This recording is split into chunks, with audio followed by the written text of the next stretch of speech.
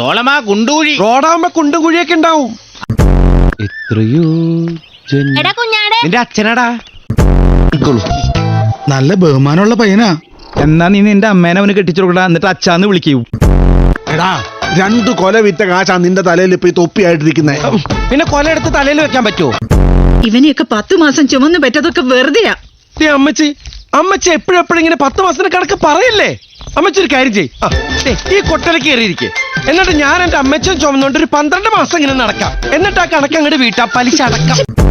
ഇനി ആണായി പറഞ്ഞ ആരെങ്കിലും ഉണ്ടെങ്കിൽ വാടാ, അമ്മയുടെ മുലപ്പാൽ കുടിച്ച ആരെങ്കിലും ഉണ്ടെന്ന് ചോദിക്കടാ. ഈ സോളമയോട് ചോദിക്കടാ. സോളമേട്ടാ സമയം എന്തായി? ഇവിടെ എങ്ങും കണ്ടിട്ടുള്ള ആളല്ലല്ലോ. എങ്ങനെയാ കിണറ്റ് വീണത്?